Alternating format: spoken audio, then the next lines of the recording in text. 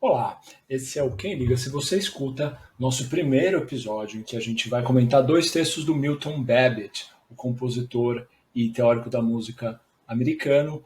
O primeiro texto é o que dá nome a esse podcast, Who Cares If You Listen, de 1958, e o segundo é o trecho que ele escreveu para o The Composer in Academia, Reflections on a Theme by Stravinsky, que é um livro editado pelo Donald McCorkle, e que ele pede para 23, se eu não me engano, 23 acadêmicos na área de música, 23 acadêmicos estadunidenses na área de música, comentarem um trecho, uma citação do Stravinsky falando, vamos dizer assim, dando uma palavra de cautela para os jovens compositores em relação a ensinarem na universidade enquanto estão compondo também.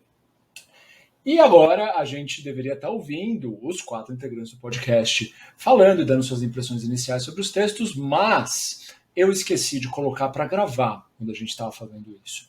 Então, eu estou fazendo essa introdução aqui para eu levar mais ou menos a conversa até onde a gente estava quando eu finalmente lembrei de começar a gravar, que não foi muito depois também.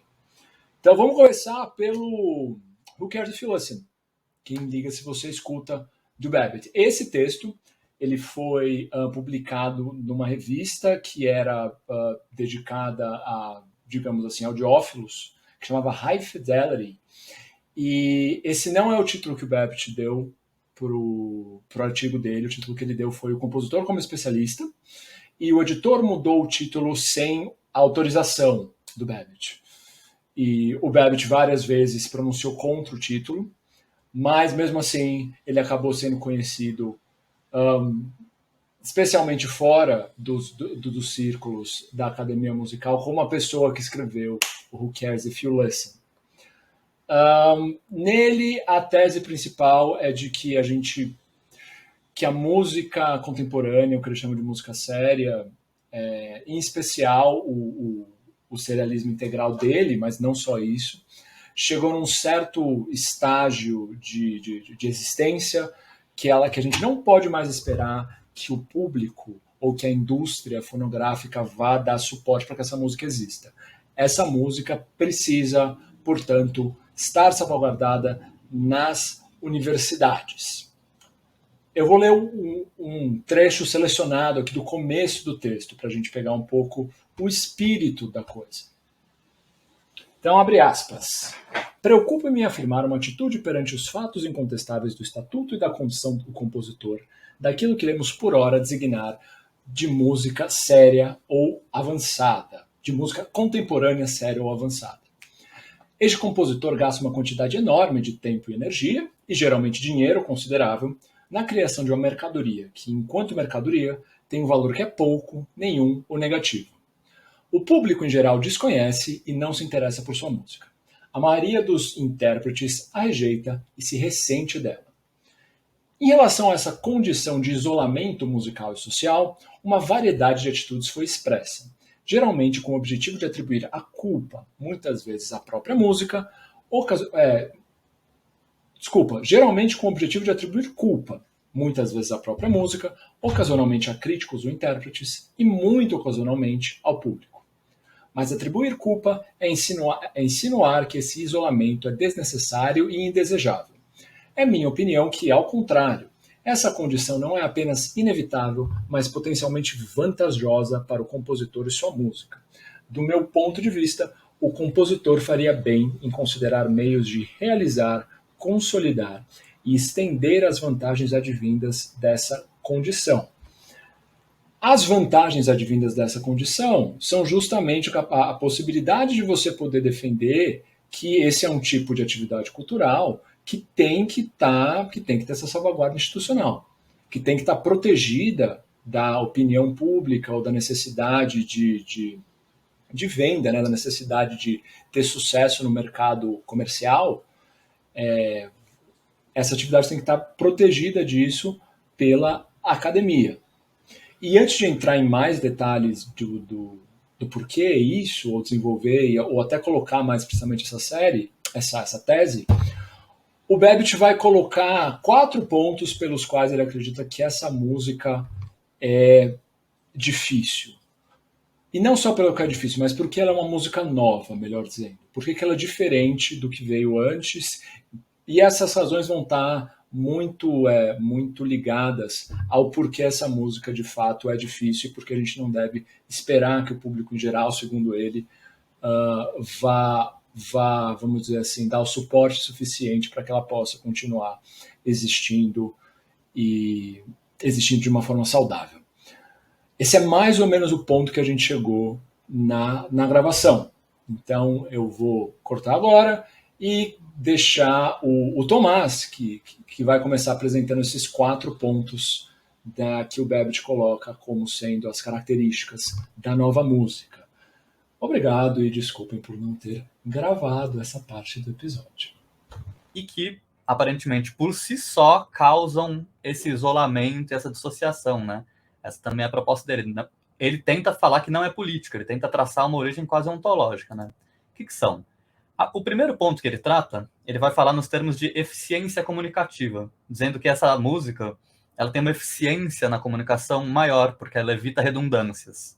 Isso é como a gente estava comentando antes, né? Ela não tem tanto uma explicação profunda. O que ele quer dizer com evitar redundâncias? Se ele está querendo dizer porque não tem dobramento de oitava, não tem dobramento, não tem a quinta no acorde, porque não tem funções relativas na harmonia, ou se não tem repetição temática, né? Isso fica meio aberto.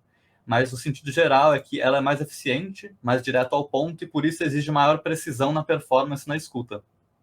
A gente consegue imaginar que seria porque tem menos reprises, ou menos, né, dobramentos ou reafirmações.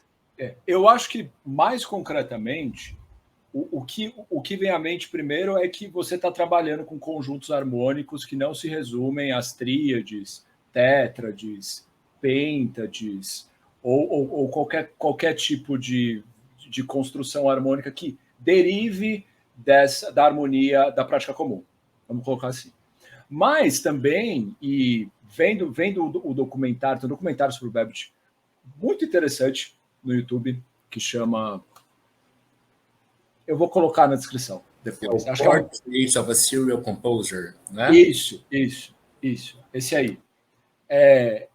Lá tem umas entrevistas com o Babbitt, e uma coisa que era muito importante para ele, talvez mais importante, eram as possibilidades rítmicas dessa nova música. E por que eu falo possibilidades? Porque ela está atrelada também ao desenvolvimento técnico dos sintetizadores, né? Então, quando ele fala menos redundante, é também menos redundante no ritmo. De repente, era muito conveniente você fazer key-alteras que eram impensáveis. E você não estava dependendo de um intérprete para executar aquilo, o que, além de conveniente, era um estorvo para o Babbitt, do jeito que ele falava dos intérpretes dele, né? Então, o que eu pego de concreto, e é porque eu não conheço muito música serial também, mas tem esses conjuntos harmônicos que são diferentes dos que tem na prática comum, e tem esses ritmos que ou eram pouco explorados ou eram impossíveis de ser executados humanamente, né? E de repente você tem uma música que tem muito menos repetição, como o Tomás estava falando, no sentido de poder escolher de uma gama muito maior de elementos. Isso já se liga com o segundo ponto, né? Que é ele considerar também que essa música, uma das características centrais dela é o fato de que ela tem um maior grau de determinidade, né? De que cada microevento sonoro, cada átomo, assim, um ataque de uma nota no violino, ele deve ser compreendido num espaço 5D, quinto dimensional, né? Entre pitch set, né? Entre, digamos assim, a altura, registro, dinâmica, duração e timbre. O que, segundo ele, né, também seria um dos pontos que distingue mais radicalmente essa música séria ou música avançada da música popular, em que na música popular é muito mais livre você fazer um pouco de variação rítmica, né, você mudar um pouco a levada, você mudar um pouco a nota, faz uma variação melódica, a música continua igual. Enquanto nessa música, se você fizer alguma variação desse tipo, isso seria antes um erro que alteraria completamente a configuração, né? E é interessante porque o Babbitt comenta que seria assim, um erro à altura de um erro de performer, você entender errado uma duração. Você considerar que é uma tercina difusa em vez de uma quarta difusa. Você falou isso, aí pronto, você ouviu errado, então a estrutura rítmica está mal compreendida. E isso é equivalente a um erro de performance no dano que você cometeu à peça, né? E não só e ele fala nesses termos mesmo, não só a estrutura rítmica você compreende mal. Você compreende mal por tabela todas as outras, porque elas estão em relação assim plenamente determinada com essa estrutura rítmica. E aí é nessa hora que o músico está plenamente autorizado a estranhar, ou no mínimo a se sentir provocado, né? Do tipo, ninguém consegue fazer isso. Ninguém consegue lembrar perfeitamente do começo ao fim de uma peça, nem o Babbitt. Né? Ainda mais de uma peça como essa. E quando eu falo que tem gente que consegue transcrever trechos razoavelmente grandes de música com várias vozes depois que ouviu uma vez. Claro que está dependendo de estar dentro de convenções, né? Mas fazer isso com dinâmica, com instrumentação, é claramente uma demanda que, assim, vocês podem discordar, mas para mim é uma demanda que não é humana. Não é humana. No mínimo nos termos que ele coloca, eu acho que ele está com certeza ali carregando nas cores, né, para ser provocativo.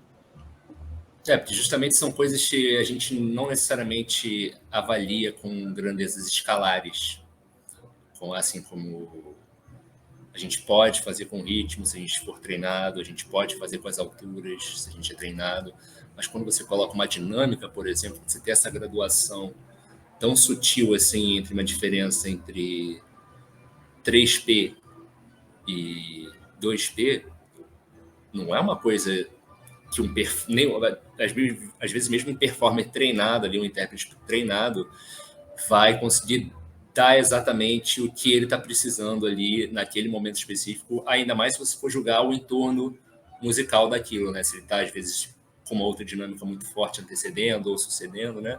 Só para botar um pouco aí de lenha na fogueira disso. Eu ia comentar justamente essa coisa também da eficiência, né? Porque eu acho que o maior problema aí dessa questão da eficiência é porque ele coloca num pé de justamente querer avaliar essa música como mais eficiente que outros tipos de música, né? E eu acho que acabou sendo um comentário dele, assim, que fica meio... Justamente por não ser tão amarrado, assim, ser tão claro essa coisa do que ele está querendo realmente dizer com a eficiência de um tipo de música. Mas eu penso que, como ele usa muitas vezes um vocabulário meio de teoria da informação e coisas assim, para responder assim numa mesma moeda, seria tipo... Só faria sentido você avaliar uma música como mais eficiente que outra se elas estivessem se propondo a carregar a mesma mensagem, que eu acho que não é o caso. Eu acho que justamente quando ele qualifica, se a gente for pensar, uma música menos eficiente seria aquela que tem mais repetição, mais redundância e etc., o quanto que a repetição em si faz parte da mensagem que aquela música está querendo carregar, enquanto que a música dele está procurando carregar um outro tipo de mensagem, e dessa maneira não faria tanto sentido você avaliar uma como sendo mais eficiente que outra, justamente por ter essa natureza diferente do que elas estão enviando aí para os receptores delas, assim. Se você não queria dar ideia de juízo de valor para o leitor, por que caralhos você escolheu a palavra eficiente? Tipo, por mais que você tenha colocado, por mais que você tenha feito a ressalva, por mais que você tenha colocado entre aspas, né? Não é o melhor termo.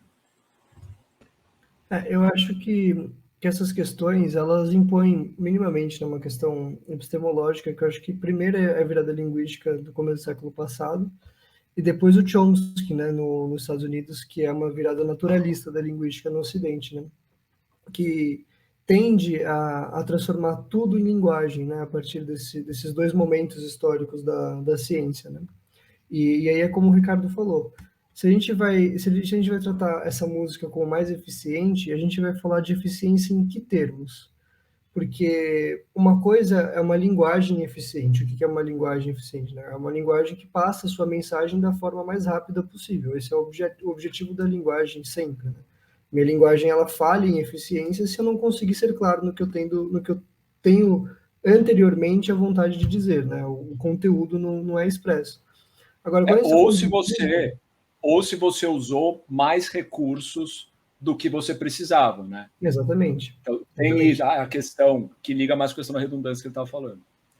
Agora, em música, a gente não vai ter necessariamente um conteúdo sendo expresso objetivamente, né? É claro, se a gente entende a música como um objeto estético, a gente vai imaginar que o objetivo final da música é o belo estético, seja lá qual programa de estética que você está seguindo, né? Mas a gente vai ter na música, em toda a arte, a beleza como objetivo final, e não o compartilhamento de uma mensagem. E nesse sentido, essa música seria mais eficiente em atingir esse belo? Mas em que termos, né? Porque ele coloca em termos técnicos. Porque aí a gente pensaria, isso talvez imporia minimamente, eu acho até que está também no subtexto, essa noção de progresso, né, da música.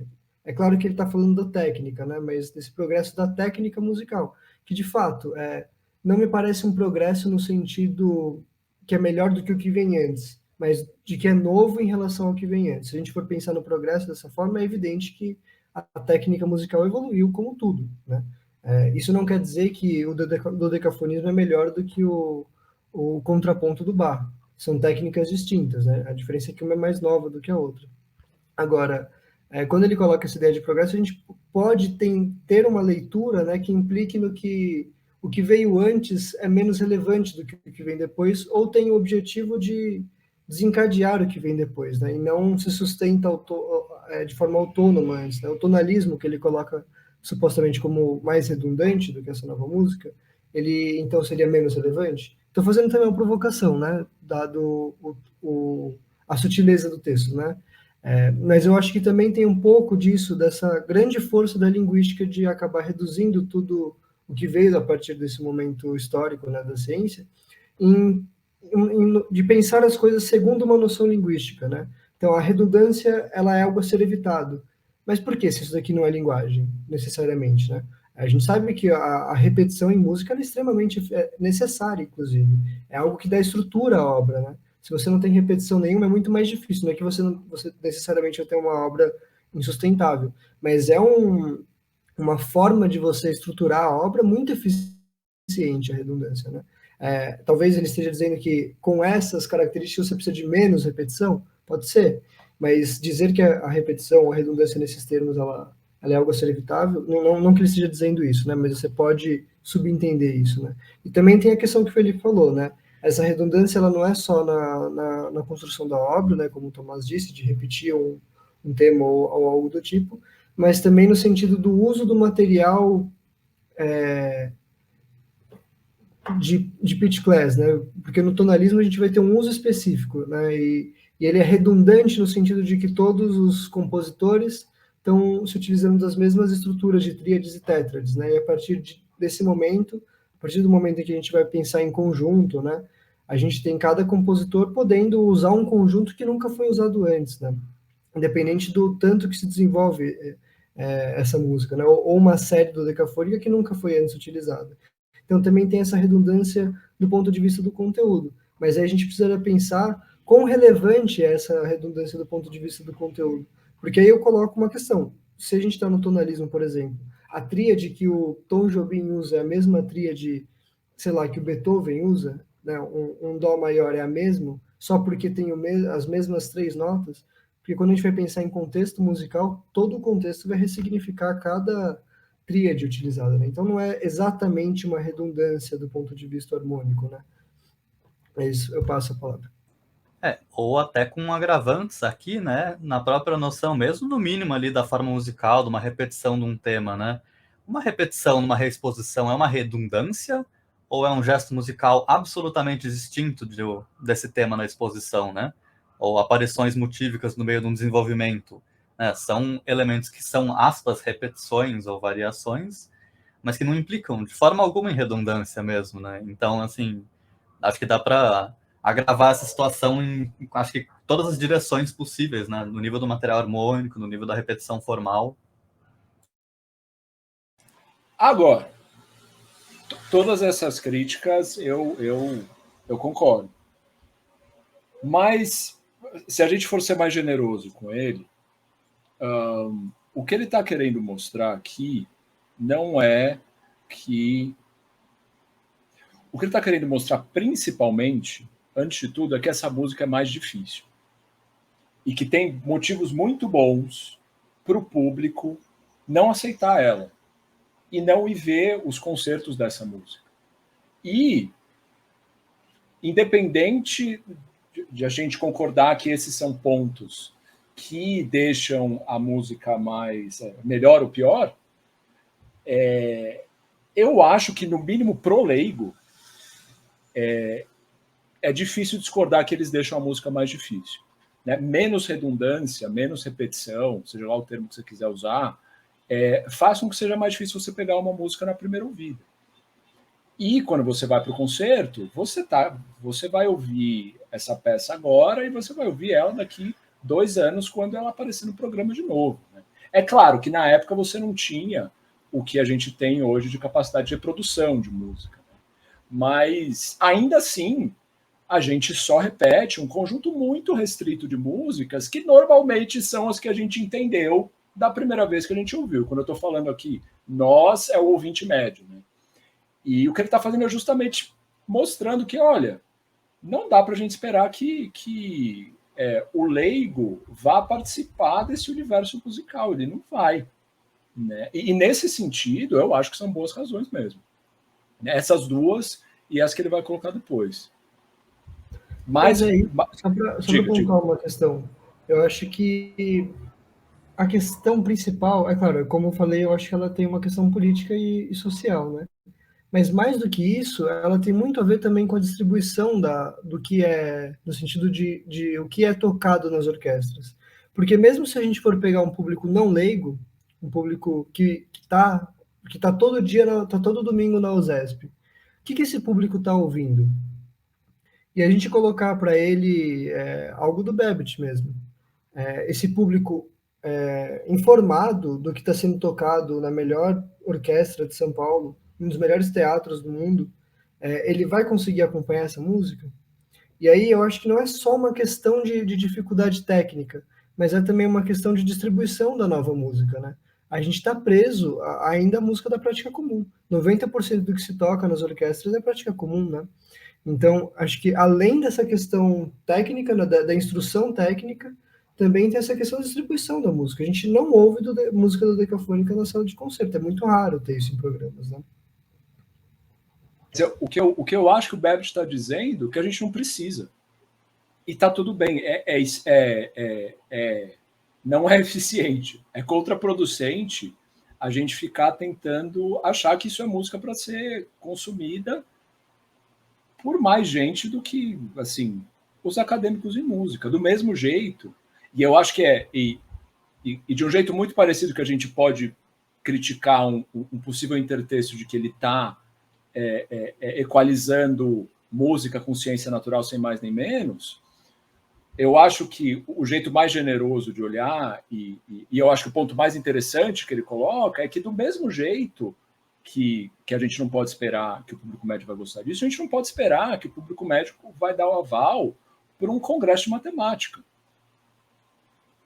E a gente nem deveria fazer isso. Eu acho que é isso que ele está querendo dizer. A gente não deveria gastar nosso tempo com algo que está fadado ao fracasso por motivos muito bons.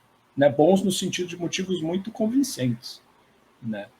Por mais que tem como você distribuir essa música de um jeito que potencialmente vai causar esses efeitos. Mas não é porque tem como que é o que a gente deve fazer. Não sei se eu concordo, mas é o que eu vejo que ele está dizendo. Porque até a própria questão de... parece quase contraprodutivo, quase contraditório, assim. Por exemplo, no terceiro ponto que ele vai falar nas características, é que é uma música muito contextual, que não adianta você ter uma assim, conhecimento de repertório para você entender automaticamente, porque ela é contextual, cada peça é um sistema. Aí, em contramedida, o quarto ponto é que ele fala que essa música, ao mesmo tempo, ela está ancorada em toda uma longa tradição e você tem que ter esse repertório. O problema é que, mais para frente, eu acho que ele até dá uma resolvida nessa questão, quando ele comenta, por exemplo, lá no final da quarta página, sobre as boas almas da música contemporânea, que falam para o público, não, é só você escutar mais, que de repente não vai ficar mais familiar para você, né? Ele fala como se a familiaridade desse uma aceitação passiva na coisa, né? Se fosse compreender só porque eu já ouvi bastante, então estou acostumado a ouvir scratch-tone no cello, aí tá tudo bem. E parece que não, né? Porque eu acho que, aí se a gente quer ler mais fundo no texto, acho que talvez esse seja o ponto central do Babbitt, é porque, assim, para ele vai fazer todo sentido essa música não ser consumida, porque o que ele está considerando que é escuta musical e apreciação estética? É você entender as relações entre as notas, alturas, dinâmicas, timbres nessa trama estrutural da maneira mais precisa possível. E não que você pode ter uma experiência estética sem saber o que é dó, o que é ré, o que está conectando com o quê, em alguma medida, né? E que tenham diversos modelos de apreciação, né? Então, no fundo, tem uma certa teoria da escuta por trás, né? Ele tem uma proposição do que é música, como se escuta a música, e a partir desses critérios, que esses sim estão no fundo do texto, né? Ele consegue dar esse juízo muito duro de essa música não é audível, ninguém vai gostar, ninguém vai entender, então ela realmente não serve para o público geral e não... Né? Mas qual é a função dela, né? Talvez seja a pergunta que a gente tem que se fazer. O que vocês acham? Eu acho muito bom, cara, que parece que ele, de certa forma, assim, claro, não teve como antecipar um certo tipo de escuta que ia surgir desse tipo de música, né? Que é essa escuta, vamos dizer, para além do tempo de execução ali da obra, né? Porque se você senta ali e vai ouvir uma música do Babbitt, eu acho assim, eu não conheço ninguém que vai sentar e vai sair dali, tipo, ele tá usando as seguintes séries dodecafônicas combinadas dessa maneira, tal, tal, tal, e elas têm essa relação com o ritmo, né? Mas existe um tipo de escuta que é, talvez, esse ouvinte capacitado que ele está falando, que mesmo esse ouvinte capacitado talvez não conseguisse apreender essa peça numa escuta só, assim, que é esse ouvinte analista também, que vai lá para ouvir essa música e também identificar aquelas relações de diversas maneiras, assim, tocando mais devagar, olhando a partitura, fazendo loop. Ele em nenhum momento chega, de fato, a caracterizar como as pessoas deveriam ouvir, assim, vamos dizer, praticamente a música dele, né?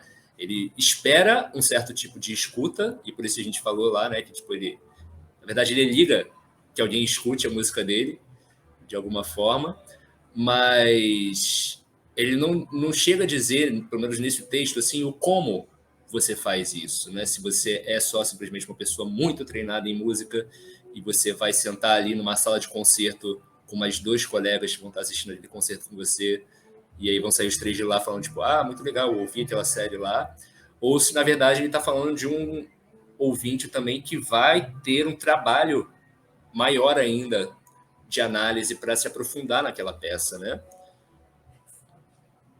E eu acho que ele não fala isso em grande parte porque ele não sabe. O lance é, ele compõe, como ele é o compositor, não é que isso é garantido, mas assim, como ele é, vamos dizer que fosse, né? Como ele é o compositor, ele entende o que ele está compondo, ele vê que, cara, isso tem valor musical e eu não sei exatamente como vocês que não estão compondo isso aqui fariam para ver, mas tem. E dado que tem, e eu acredito que tem, eu vejo que tem, a situação é essa, né? Para essa música sobreviver, a gente precisa de um amparo institucional. Qual que é o quarto ponto? Vamos passar para o quarto ponto? Não, a gente já falou dos 4, né? A gente já falou dos 4. Sim, brevemente. O quarto é que tem que conhecer o repertório também. O quarto tem que conhecer o repertório. Paradoxalmente, acho que até uso esse termo, né? Que apesar de cada peça ser seu próprio sistema, você ainda tem isso talvez isso é interessante, eu acho que ele fala.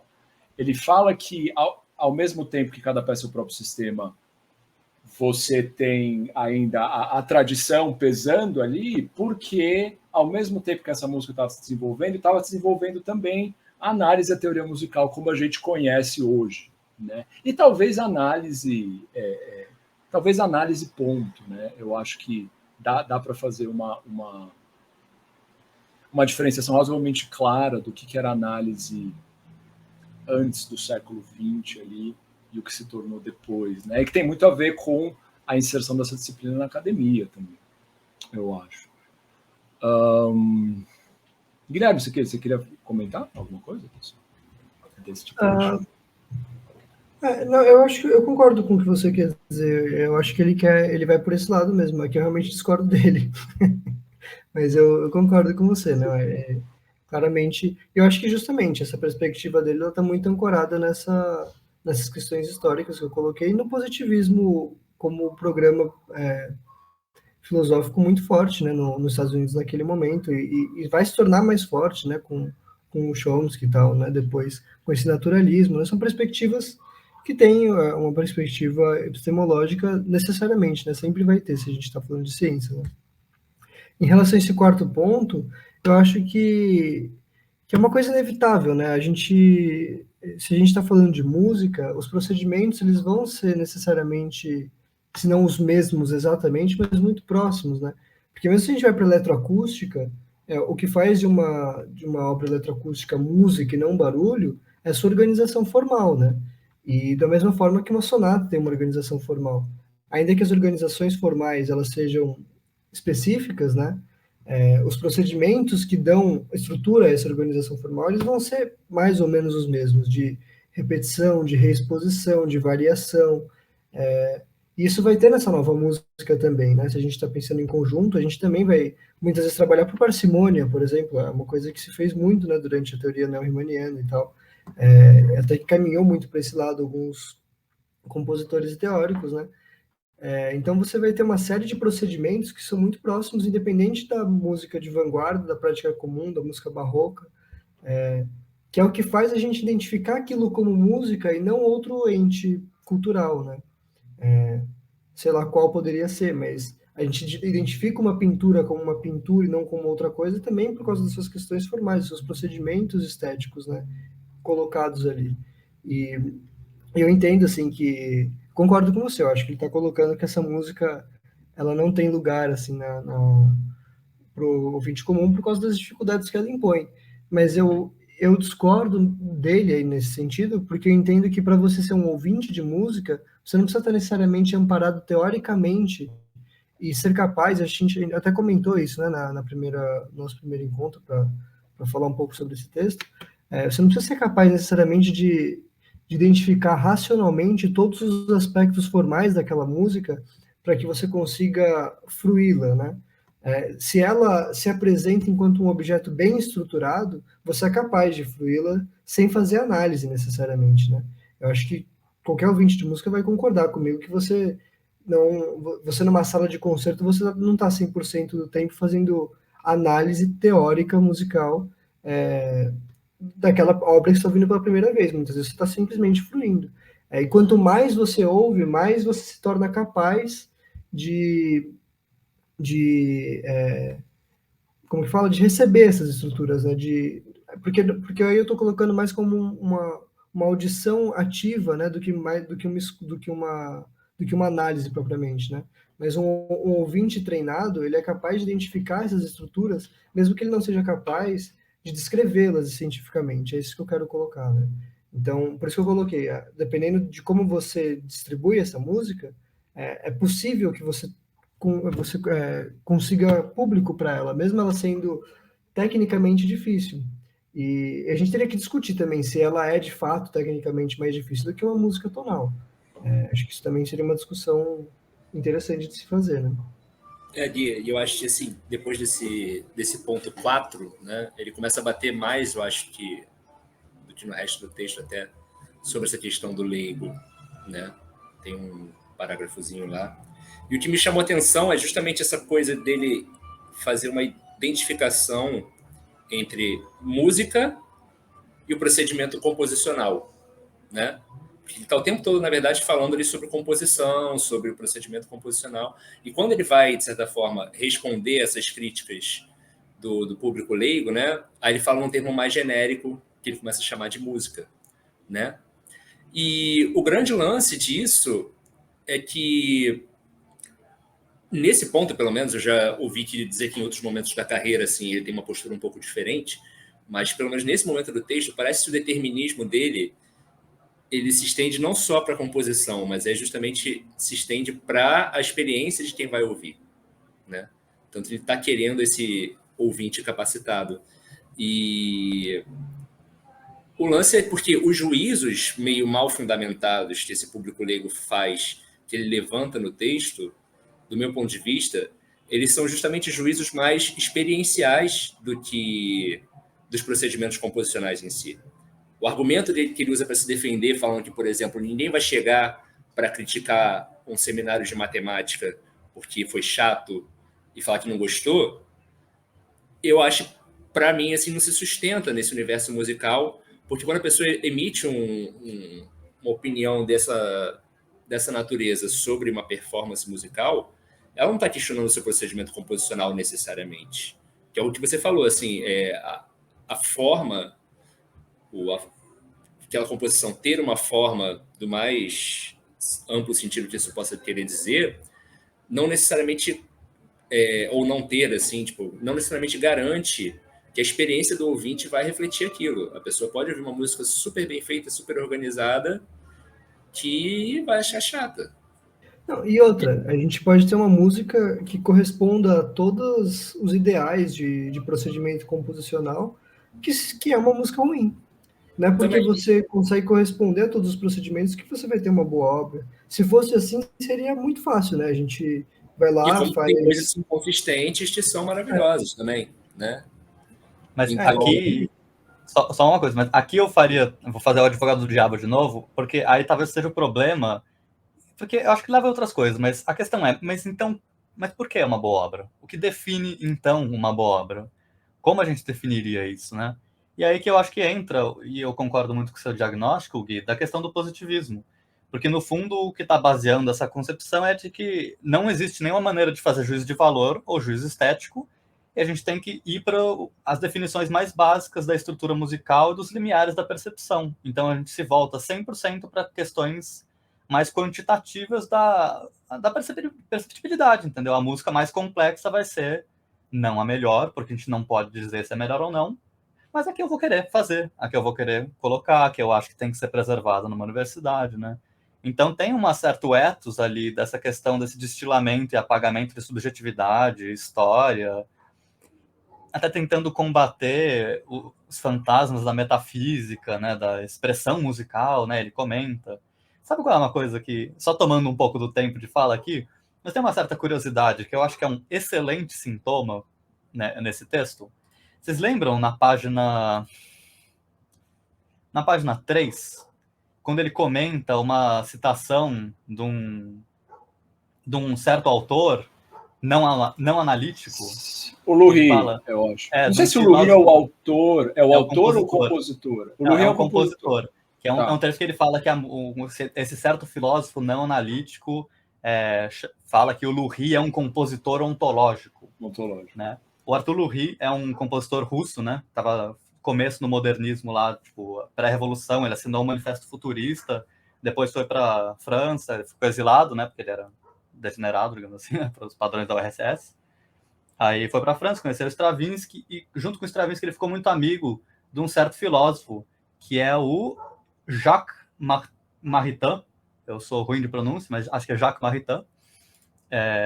Que é um filósofo, assim, ele está ligado com o Étienne Gilson e o movimento de recuperação do Tomás de Aquino na França, né, chama tomismo existencial.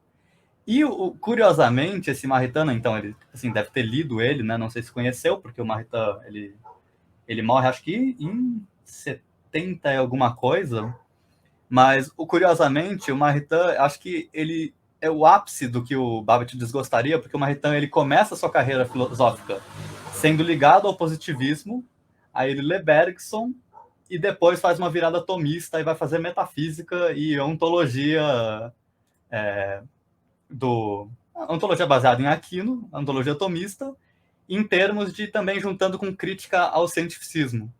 Então, acho que não é coincidência que esse autor aparece, né, sendo criticado aqui discretamente, anonimamente, justamente nesse ponto. Um autor que foi o traidor da escola positivista e foi fazer metafísica e, né, tentar resgatar essas ideias de expressão e esses adjetivos musicais, né? Que, claro, a gente sabe que tem certas problemáticas, né? Assim, acho que, assim, com certeza vamos nos defrontar ao longo dos podcasts com textos que entram assim, de idiosincrasias da expressão, dos termos metafísicos, mas acho que tem muito a ver com essa agenda do Babbitt de querer combater isso e destilar a música para o mínimo factual, apagar a subjetividade, né? Que eu acho que aí tem a ver com o positivismo. Legal, eu não tinha conseguido fazer o link entre assim, o positivismo dele com, vamos dizer, a crítica positivista dele à teoria musical, ou a crítica musical, e o jeito que ele compõe, né? Mas eu gostei dessa interpretação sua, eu gostei. Mas eu queria colocar que, assim, o que, independente disso, o que é mais evidentemente positivista para ele, nele, para mim, é a forma como ele ataca o discurso sobre música. E tem uma parte do texto assim, considerável falando disso, né? Por isso que eu acho que agora a gente discutir isso. E você tem, que é uma coisa que a gente não tem tanta dimensão hoje, mas o papel do crítico é, de certa forma, passar, dar juízo de valor sobre a obra para você, vamos dizer assim, regular quais obras devem ser vistas ou não. Né? Esse é um papel relevante do crítico e talvez seja o principal, depende de como você olhar. Eu também não estudo muito crítica musical e nem faço. Né? Eu costumo evitar juízo de valor do mesmo jeito que o Babbitt faz. E isso tem assim, consequências negativas muito evidentes. Eu acho que, no mínimo para a gente hoje, talvez por influência do positivismo de pessoas que nem o Babbitt, eu acho que as consequências negativas desse juízo de valor, muitas vezes ingênuo, que você vai ver, principalmente na crítica, né? Eu não posso falar pela escrita mais acadêmica sobre música, né? Porque eu não li muito. Mas o Babbitt talvez tenha lido e tenha esse diagnóstico, né? Mas esse juízo de valor ingênuo que você passa é uma consequência muito negativa, é você excluir da consideração do público, ou, enfim, tirar do jogo muita música que simplesmente é incompreendida.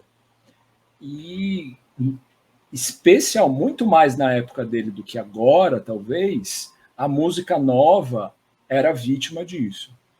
A gente não tinha o aval institucional que a gente tem hoje para a música contemporânea. Né? E talvez, em alguma medida, o jogo virou. O que tem que se defender hoje é a música da sala de concerto. É tipo, por que ouvir Mozart? Eu falo Mozart porque é quem eu estudo, né? E com certeza sofre muito mais essa crítica do que Beethoven. Assim, por que ouvir Mozart se tem Beethoven? Por que ouvir Mozart se tem Schoenberg, né? Se tem, enfim, romantismo tardio? Porque e isso tem e você assim responder para isso que evidente não vamos ouvir Mozart, então Mozart tinha música para você aprender a tocar piano, no máximo. Você dar essa resposta tem muito a ver com você estar com um juízo de valor muito ingênuo sobre a arte, né? Que é, de certa forma, você valorizar de maneira ingênua a complexidade, que é o que a gente pode acusar do Babbitt estar fazendo aqui, né? Então, eu sou simpático a essa postura analítica até certo ponto. Assim, eu acho que tem especialmente naquela época, tinha muita coisa a ser melhorada em como você escrevia sobre música. Se isso tem a ver com uma postura epistemológica, ou se isso tem a ver mais com uma questão de que simplesmente a análise musical estava nascendo naquela época, é uma discussão maior. Mas há de se defender o Babbitt nesse ponto. Pode discordar também, às vezes eu sou assim, um baita positivista americano e não sei, né? Às vezes eu tenho pesadelos com isso. Eu falo, será que eu sou o Chomsky? Se eu fosse o Chomsky, eu saberia, né? Eu teria muito mais dinheiro e tal, várias coisas. Mas, enfim. Não, eu já falei bastante, então se alguém quiser comentar também fica livre. Não, mas eu acho que esse é talvez o interesse até da gente trazer esse texto aqui mesmo, a gente tendo opiniões às vezes divergentes, né? Porque de fato essa proposição mesmo, essa tomada de partido do Babbitt tem muito valor. Eu também acho que é muito interessante, né?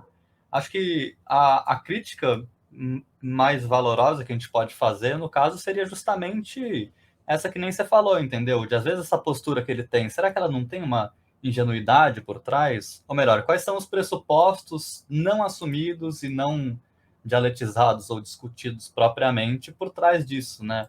Porque o complexo é melhor, sabe? Esse tipo de questão que fica, né, solta. Por mais que, por exemplo, né, eu enquanto compositor de música contemporânea, assim, super a favor de ter uma salvaguarda para a composição contemporânea não morrer. É difícil, adoraria ter um cargo universitário, etc., né? Claro, a gente evidentemente concorda com isso. Mas quais são os pressupostos teóricos que estão por trás disso? Ou, em outros termos, por que talvez essa não seja a melhor defesa? E aí entraria outras questões, que assim, né? Se a gente quiser comentar mais isso, Guilherme, Ricardo, né? Antes de eu pular para outro tema, mas a próxima pergunta que eu faria é: preço a gente paga por cristalizar a música na academia e resumir a composição musical à multiplicação de fórmulas e matrizes e séries, em detrimento de um pensamento da composição musical enquanto um produto artístico que dialoga com literatura, teatro, ópera, sabe, né? Assim, né? Qual é o preço que a gente pagaria em cristalizar enquanto uma disciplina acadêmica que está focada em desenvolver mais técnicas, avançar o progresso da técnica e garantir que a música ande para frente, né? Como ele fala no final do texto, né? A frase final dele é justamente isso, assim, garantir a música a posição que as outras artes e ciências têm, prometeria uma... eu estou fazendo a tradução simultânea, né? Eu não me preparei. Garantiria meios de sobrevivência para essa música que eu estou descrevendo. Admitidamente, se essa música não for apoiada, o repertório que o homem da rua subia não vai ser afetado. E as atividades de ir ao concerto também não vão ser perturbadas. Mas a música irá parar de evoluir. E, num sentido importante, vai parar de viver, né? O que é esse diagnóstico de que se a música não for uma disciplina acadêmica, ela vai morrer, né? O que a gente pensa sobre isso? Nesse último parágrafo, assim, um monte de coisa que você achava que era que está nas entrelinhas ainda, que é subtexto de algum jeito, assim, as suas suspeitas aumentam muito, né, com essa última frase. Mas, antes de eu passar a palavra, eu acho que para a gente ser justo com o Babbitt, a gente não precisa ser também justo com ele, né? Ele teve uma carreira muito boa e né, ele que seja justo com a gente. Mas ele deve ter escrito sobre essas questões, né, com mais cuidado, né? Mas, bom, azar dele que não foram esses textos que a gente pegou hoje. Então, é uma pena. Eu não tenho nada inteligente para dizer, é só isso mesmo. Você quer ir primeiro, Ricardo? Rapidinho só ali. Tipo, só um breve parênteses falando sobre a minha vida, tá? Mas eu trabalho no Instituto de Matemática aqui no Rio. Eu não trabalho com matemática, de fato, mas eu trabalho lá. E o grande lance tem essa cisão entre a matemática, né, tipo, mais ou menos na constituição desse instituto de trabalho, né, que é justamente entre matemática pura e matemática aplicada, né. E aí eu estava conversando com o pessoal lá, a matemática pura seria basicamente essa, se dedica mais a, tipo, elucubrações dentro da própria linguagem matemática e o que aquelas coisas proporcionam. E eles tiveram sempre um lugar... ele chega a comentar, né, no outro texto, mas eles tiveram um lugar há bastante tempo já dentro das universidades para o cara continuar a desenvolver matemática, mesmo sem uma aplicação clara. E o pessoal da matemática aplicada, que normalmente está mais dialogando com física, com aplicações industriais e coisas assim. Eu já conversei com o pessoal lá e alguns deles falam assim, olha, na verdade, a diferença epistemologicamente falando não é tão grande assim, não. A parada de você dizer que você trabalha com matemática aplicada é mais uma coisa de você conseguir financiamento a partir de fontes externas assim da universidade, externas à universidade, para bancar o seu projeto de pesquisa. Mas o seu pensamento, o que você está desenvolvendo ali, é um trabalho de matemática tão abstrato, sem uma aplicação necessariamente clara, quanto o do matemático puro, né? E parece que o Babbitt, quando ele está falando disso, e pelo background dele como matemático também, que ele está tratando justamente esse discurso, as elucubrações do compositor, da mesma maneira que, uma maneira pelo menos similar ao matemático puro, né? Ele está buscando esse espaço para, tipo, eu quero um suporte para eu fazer experimentações aqui, experimentações às vezes, tipo... No caso dele, eu achei ele é mais complicado, né? Porque ele está trabalhando com uma coisa que está até, às vezes, ali para além dos limites da performance do intérprete corrente, né? Mas parece um pouco que essa foi a sacada dele. Tipo, assim como a galera da matemática conseguiu conquistar um espaço para fazer um exercício extremamente abstrato, e esse exercício abstrato poderia ser até o fim em si da coisa, eu consigo, de repente, conquistar esse espaço para a música, né? E aí, assim como a matemática, ele começou a limpar essas camadas de subjetividade para poder se inserir ali, né? Só acho um paralelo que eu comentar. Depois eu comento esse primeiro ponto, mas assim, eu fiquei pensando nisso e eu não consegui fazer essa analogia funcionar tão bem entre essa divisão que a gente tem nas ciências naturais, né? Entre teoria e aplicação, com o que a gente tem na música, né? Então, o que seria o análogo à aplicação ali? Eu acho que seria a composição, mas ao mesmo tempo a composição do Babbitt está muito colada no trabalho teórico dele, por mais que ele não admita isso, né? Eu acho que tem muito mais de teoria no que ele... de análise, no mínimo, vai... É difícil. É isso que eu estou dizendo. A analogia é complicada, mas o que eu queria falar também é que ele tem um cenário, nos Estados Unidos principalmente, aí é um pouco diferente da Academia da Europa, no mínimo naquela época, pelo que eu li, que você, depois da Segunda Guerra, você se tocou, de repente, que dava retorno, bélico no mínimo, mas assim, econômico, dava retorno você investir em lógica, em matemática pura, nas ciências naturais, né? E aí você tem toda a verba correndo para lá. Uma saída que o Babbitt encontra, ou no mínimo a gente pode especular isso, dada a carreira dele, é falar que, olha, música também tem conta, para ser bem tosco, né? Música também tem número, né? Música também tem abstração, música também tem complexidade, e do mesmo jeito que a matemática, a gente não sabe se isso vai render aplicações imediatas, ou de médio, curto prazo, mas, bom, a gente está vendo aí que frequentemente é o caso. Então, vamos investir aqui também, né? Então, ao mesmo tempo que ele está advogando por essa música nova, ele está advogando por um espaço para música em geral na academia americana, num momento que parecia ser decisivo, né? Particularmente decisivo na história da academia americana. Mas voltando para a analogia, eu realmente não sei. Por um lado, eu acho que o que ele está falando, especialmente no segundo texto, é que música aplicada ainda não teve lugar, na academia, porque o compositor, para compor, tem que depender de uma máquina comercial que a academia simplesmente não fornece para ele, eu acho muito difícil discordar disso. Por outro lado, que não falei, a atividade composicional dele está muito ligada de alguma forma à teoria, ainda que seja uma teoria incipiente, mas acho que eu quero dizer que os modelos que ele usa para a composição dele são generalizáveis e que talvez eles nasçam como generalizações e aí eles sejam aplicados àquela peça específica. Então eles têm essa cara de teoria, por mais que eles sejam particulares, né? E ele gasta muito mais tempo nisso do que alguém que vai compor uma música dentro da prática comum, né? Uma música que está se guiando muito mais pela convenção, vamos dizer assim, do que pela experimentação, pela elaboração de um modelo que tenha alguma fundamentação mais geral dentro ou fora da música.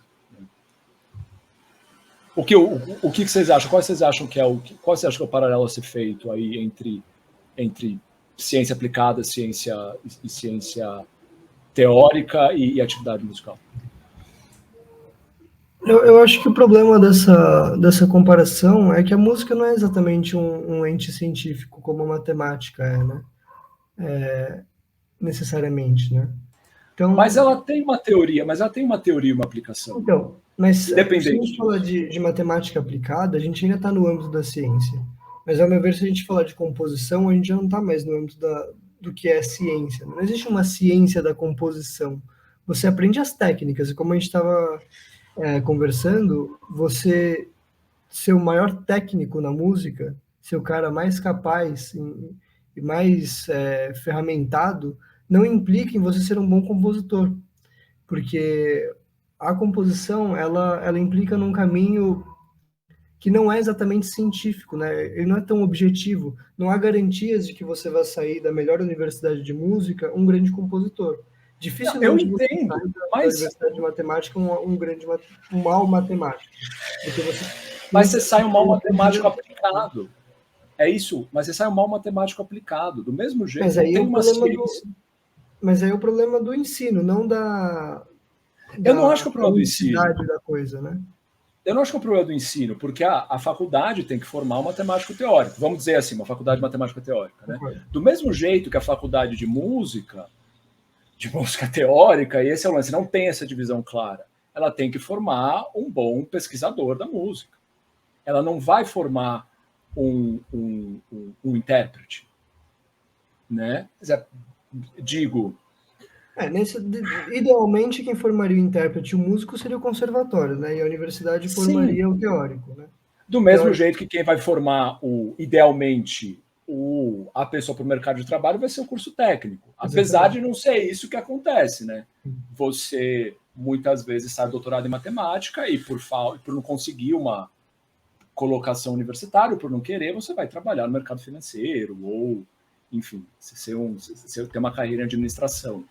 Né? O que eu quero dizer que o problema do ensino na matemática aplicada é que é o problema do ensino justamente nessa divisão que deixou de ser clara, muito depois do pós-guerra, né? Você tem, na Europa principalmente, muita gente militando pela universidade ser a formadora de pesquisadores e de pensadores e não de técnicos, né? Isso deixa de ser assim. E isso é uma decadência científica instaurada no mundo. Muita gente vai para a universidade para sair de lá um profissional. E não é esse o objetivo da universidade. Então, quando você tem um matemático que sai de lá sem ser um bom matemático aplicado, é porque aquilo não deveria, e muitas vezes não é mesmo, um curso para matemática aplicada. Esse deveria ser um curso técnico, né? Talvez. Mas é a mesma situação na música, eu acho. Então, você tem uma ciência da música, só que essa ciência da música não é composição. Então, mas eu acho que o problema é que a composição em si, ela não... Qual que é o ponto? O conservatório, ele pode te dar as ferramentas para ser um bom compositor. Só que isso não quer dizer que você se tornar um bom compositor depende apenas de ter as ferramentas para aquilo, entende?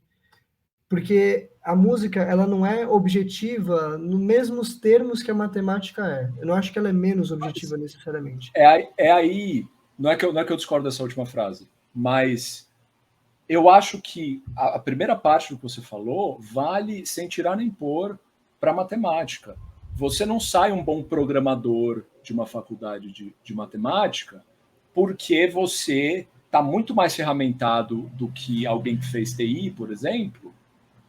Talvez, né? Tô aqui, talvez não seja o caso, mas assim, conhecendo algoritmos, conhecendo estruturas abstratas lógicas, vamos colocar assim, né? Isso não te faz um bom programador, isso não te faz um bom matemático aplicado. Isso não vai te ajudar, talvez, a resolver os problemas que você vai encontrar numa empresa ou, de novo, num software, né? Muito... É igual para mim. É igual. Que eu acho que na Mas, composição existe algo de artesanato, que é esse lance mesmo de você aprender a técnica. Mas não é só isso. Porque esse que é meu ponto. A matemática, ela a gente precisaria entrar numa discussão epistemológica mesmo, de ontologia mesmo, o que é a matemática, o que é a música, e é claro, a gente está falando de música de forma geral, a gente está falando de arte, porque a mas gente eu pode acho também que entrar na discussão sobre se existe música que é arte, música que não é arte, se toda música é arte, porque o meu ponto, só para passar para o Tomás, é que a composição, ela não está num paralelo com a matemática aplicada, da mesma forma que a teoria musical está num paralelo para a matemática teórica. Porque a composição é de outra natureza, que não científica, ao meu ver. A composição. então, mas é porque E eu só acho para que rapidinho, Tomás, só para deixar clara a discordância, eu não acho que matemática aplicada seja ciência. Entende? É nesse É passo que eu uma discordo. técnica, você entende? Eu acho que é uma técnica. É porque eu acho que Eu essa é a não, discussão, tá tendo sobre isso, tá ligado? Porque é uma diferença entre se a questão de formação técnica de compositores e a pesquisa em composição enquanto desenvolvimento e aprofundamento das técnicas. Né? Uma pesquisa, o paralelo de matemática teórica para composição musical não seria teoria musical, porque teoria musical serve para análise, serve para entender, etc. Seria pesquisa em composição para desenvolver novas técnicas de manipulação serial, etc. Que isso eu acho que é o sentido que o Babbitt está falando. Não ter direito sei lá, musicologia, como você comentou, né, Felipe, que já tinha na universidade, né? Eu estava só tentando fazer uma mediação, Talvez. né? Não, Então, assim, entendi. talvez. Talvez o paralelo melhor, a analogia melhor, esteja no próximo nível, né? Essa relação entre. Que nem você falou, só colocando em outros termos, assim. Tem uma relação entre pesquisa em matemática aplicada, vamos dizer assim, e o trabalho de um programador elaborando um algoritmo específico, né? Então você tem uma pesquisa que está mais ligada à prática e você tem a prática ela mesma. Do mesmo jeito que você pode ter uma pesquisa específica em composição, em técnicas composicionais, vamos colocar assim, e isso está distinto da composição ela mesma. Apesar de, assim, historicamente, por vários motivos, especialmente no Babbitt, essas duas coisas estarem acontecendo ao mesmo tempo. Né? Mas eu acho que o Guilherme vai discordar de alguma coisa.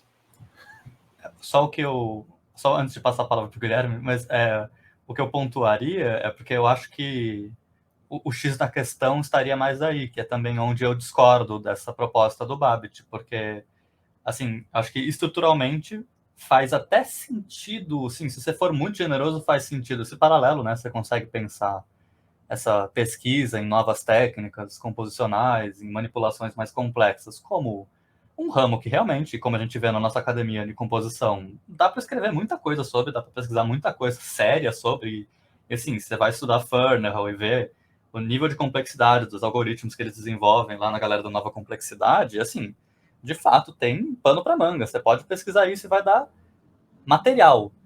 A pergunta é que, desculpa que a moto está passando, a pergunta é se isso realmente vai, né, no fundo é a pergunta que o Babbitt não pode fazer, se vai gerar uma música boa ou não. Ou se isso realmente pode servir de justificativa para... Então a gente tem que preservar, a gente tem que fazer, né, essas pesquisas em novas técnicas. Porque a questão é isso, composição é sobre isso, né, que eu até comentei um pouco antes, né? Composição é sobre isso, é sobre ter técnicas mais complexas, ou, né, é uma especulação artística que envolve muito mais parâmetros, né? Eu acho que isso é o questionável mesmo. Se realmente você tem uma... A música realmente vai ganhar mesmo. Mesmo a música contemporânea vai ganhar, né, por meio dessa academicização do estudo de composição, né?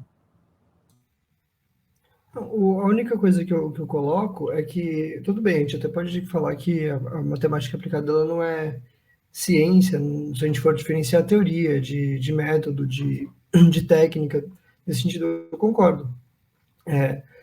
Mas o meu ponto é que por exemplo, se a gente for pensar um matemático que contém todo o aparato técnico para matemática aplicada, ele necessariamente vai ser capaz de desenvolver aquilo que ele precisa, porque ele tem aquele aparato. Ele, além de ter a teoria, ele é tecnicamente, tudo bem, ele pode não ser por questões psicológicas, por outras coisas, mas supostamente se ele tem um aparato técnico, ele é capaz de desenvolver o objetivo que ele tem à frente dele, ou não. Mas isso não. A questão é as questões psicológicas, e não só essas questões extra matemáticas, vamos colocar assim, que é uma coisa que o compositor enfrenta também. Não, então, mas qual que é o meu ponto? Se a gente for pensar na pessoa ideal, a técnica garante ao matemático ser ter uma capacidade de aplicação numa pesquisa aplicada. Eu acho que a gente está discordando no que a gente está pensando que é matemático aplicado. Assim, porque eu estou pensando numa pessoa que está trabalhando numa fábrica, sabe? E nesse caso, nada garante, cara, que ele vai conseguir ser um bom funcionário. Eu acho que... E eu não sei se é justo falar que matemática aplicada é isso, entende? Porque você pode dizer que... eu não sei, eu não consigo ir mais longe aí. E eu sinto que a gente tá discordando nisso. O que é uma ciência natural aplicada? Ou melhor, quem seria um cientista natural aplicado e quem seria um compositor? Né? Tá, então, só para simplificar então a discordância, eu discordo no sentido de que, não, ou discordo não, eu só entendo que se, por um lado, a teoria musical ela está no mesmo âmbito científico da matemática, da física, da filosofia, enquanto independente dos termos, se ela vai ser uma teoria, se vai ser modelo, se vai ser técnica, seja o que for que a gente esteja desenvolvendo. Ao meu ver, a música, enquanto objeto cultural, né, a música especificamente, ela é de outra natureza.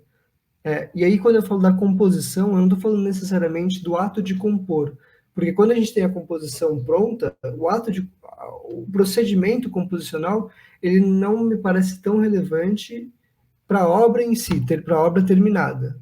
Entender a obra analiticamente é diferente de entendê-la esteticamente. Então, são valores distintos, né, do mesmo objeto. E nesse sentido, que para mim a composição ela é diferente da matemática aplicada. Nesse sentido mais abstrato. Eu acho que a composição, ou seja, a música enquanto composição, enquanto arte, é de natureza diferente da matemática, seja ela aplicada ou seja ela teórica. Eu acho que por serem de naturezas diferentes, elas não poderiam ser comparadas, não é que não poderiam, mas acho que é uma comparação que não traz tanto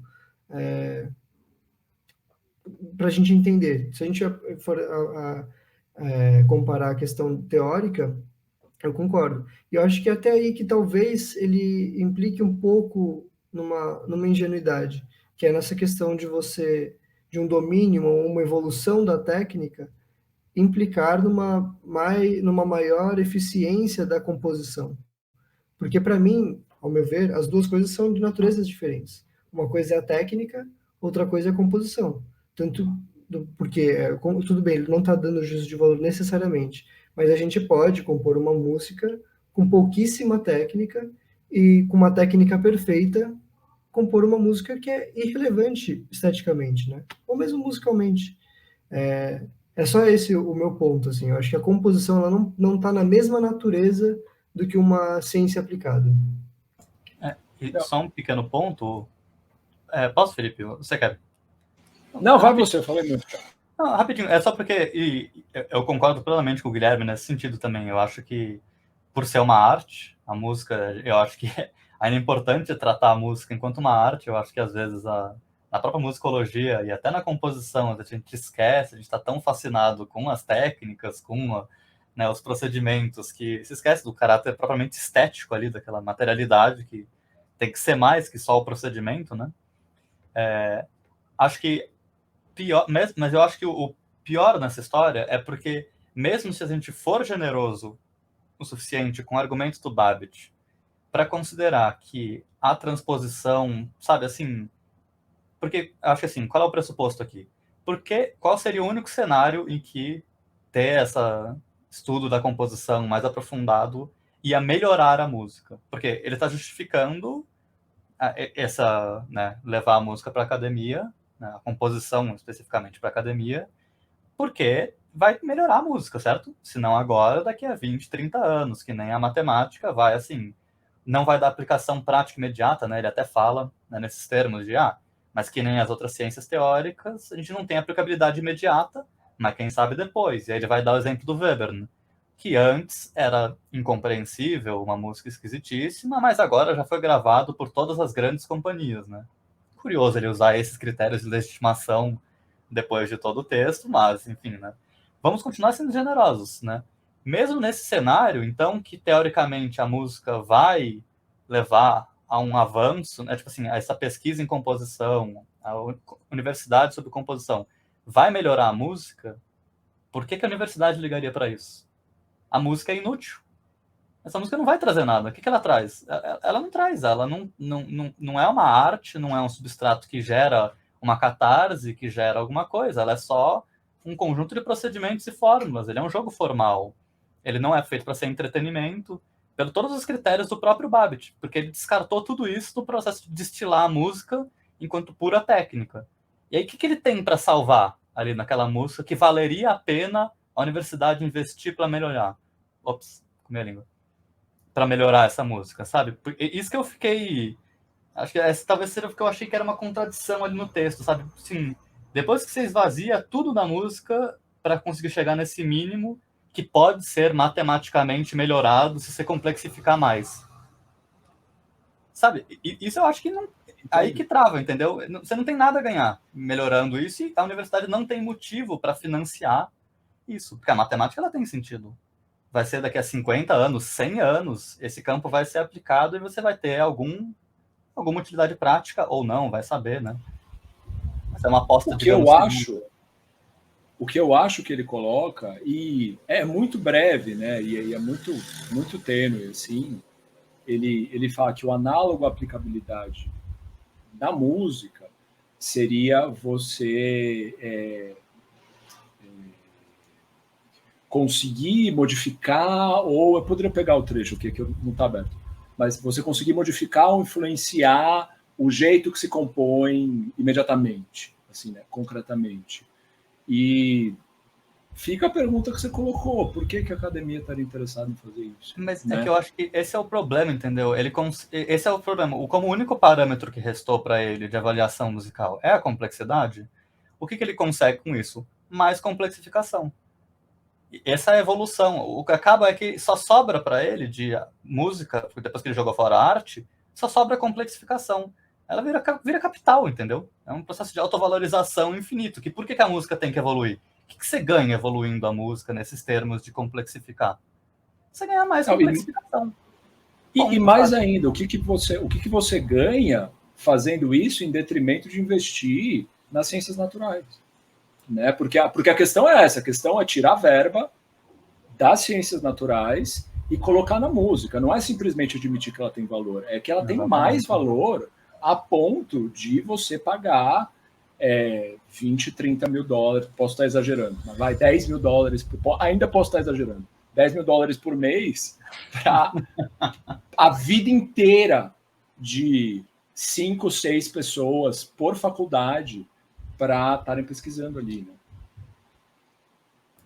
Eu acho que esse é o limite mesmo dessa teoria do Babbitt, porque esbarra nessas últimas tautologias ali que no final assim, acaba sendo o preço que ele paga por jogar fora o lado artístico, né? Enfim, essa é a minha discordância de fundo mesmo com o texto do Babbitt. Eu acho que a argumentação tá ótima, mas você quer mesmo isso, sabe? Esse preço que você está pagando para conseguir justificar, sabe, vale a pena? Eu acho que não, né? O meu diagnóstico é esse. Todo esse discurso que ele critica, e que eu também critico, e que eu também sou impaciente em muitos momentos, a modo como se fala sobre música, né? É mal ou bem como a música conseguiu ficar viva, claro, junto com a experiência que os ouvintes têm com a própria música, né? Mas é um movimento muito arriscado você realmente falar, você mudar de termos tão radicalmente e colocar a música num campo que nem você falou, ela parece que perde de tantas outras coisas que estão aí há muito mais tempo, né? Como as ciências naturais. Mas para ser justo com o Babbitt, e a gente não precisa fazer isso, a gente teria que ver ele falando sobre essas questões mais fundamentais do tipo o que é arte, qual que é o valor da música, né? Por mais que você vá dar legitimidade ao ceticismo dele de ficar fazendo piada com quem fala que é evidente para o ouvinte médio o que é uma música boa e uma música ruim, eu realmente acho que é uma posição que é digna de se fazer piada. Uma hora ele vai ter que encarar a questão de mas afinal o que é uma música boa ou uma música ruim, né? E enfim, fica aí o convite para a gente ler outras coisas dele nesse sentido, com certeza existem, né? Só antes de passar para o Ricardo, que eu imagino que ele tem muitos comentários a fazer, acho que outra decadência que a gente tem também, principalmente depois do pós-guerra, não é só tudo isso que a gente já comentou, mas é a falta de estudo epistemológico de cada área também, né? Eu sou da linguística, acho que vocês três são da... O Fê, você também é da... Você faz, os outros dois fazem música também, o Tomás e o Ricardo? Vocês não vamos falar de qual graduação eu fiz. Não, mas você pesquisa música há mais tempo do que eu te conheço. Sim. Mas qual que é meu ponto? Meu ponto é que a gente não tem epistemologia das áreas onde a gente estuda. Então, pelo menos na minha área, a gente chega lá na linguística, você tem uma série de programas, né, como todas as áreas. Só que eu entrei mais velho, já com um pouco mais de consciência do que eram as coisas. Só que você entra lá sem você saber qual programa filosófico cada professor está seguindo. Então, você tem aula de semântica estrutural, só que a sintaxe é gerativista. A pragmática é formalista, só que ninguém te diz isso. Então, você tem uma formação meio que... ingênua metodologicamente, acho que. Não sei se é isso que quer colocar e cair. Parece que o Guilherme travou. Foi o Guilherme. Achei que eu tinha travado. Foi ótimo. Eu caí? Você caiu bem na pausa. Sim. Tá, então vocês não perderam nada, né? O pragmatismo. Sim. Então, o que eu quero dizer é que a gente tem uma formação em retalhos, muitas vezes, por causa dessa falta de rigor epistemológico da própria faculdade, né? Muitas vezes, pelo menos na minha faculdade, é muito claro isso, né? E você tem uma dificuldade de dar uma continuidade para o todo do curso, né? E o que me parece, por exemplo, se a gente for ver o que o Babbitt fala sobre o que é música, será que é o caso? Porque eu acho que o que é a música, né, ou o que é a linguística, ou o que é a física, é um objeto, né, do filósofo, e não do linguista, do músico ou do físico, né? Não, e eu muitas entendo. vezes, quando a gente entra nessas questões epistemológicas, como o Babbitt está colocando muitas vezes, né, de tirar o valor estético da música, né, é algo que acaba sendo ingênuo no sentido de que o linguista, o músico, o físico não tem o amparo técnico para tratar dessas questões.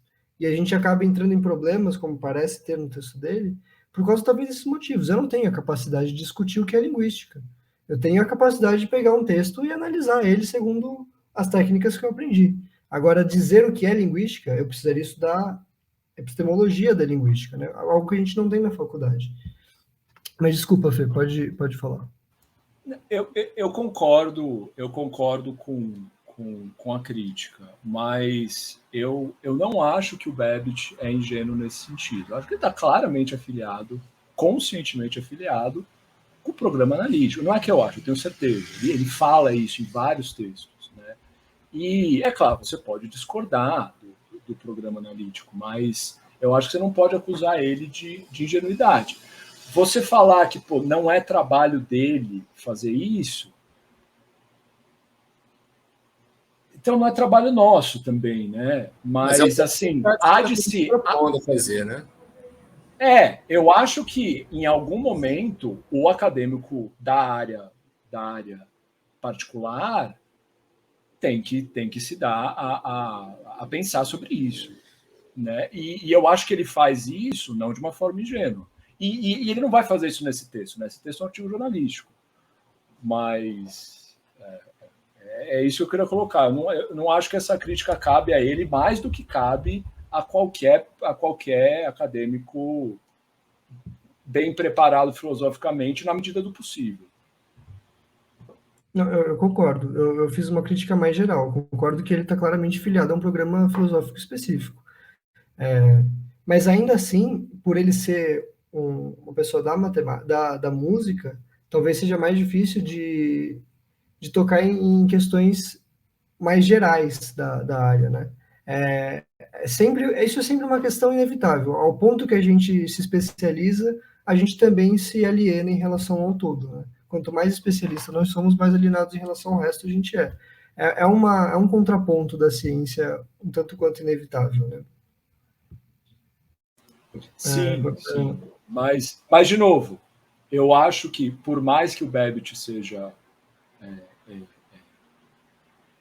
o exemplo de especialista nos termos que ele coloca, né? Ele é um compositor muito mais erudito que a média. Assim, ele tem uma formação completa em outra área do conhecimento, começa por aí. Em segundo lugar, ele tem experiência extensa com música popular, e eu não sei o quanto com música da prática comum, assim, não popular, né? Mas eu entendo, a crítica foi mais geral. E resolvidos. Ricardo queria comentar, eu acho.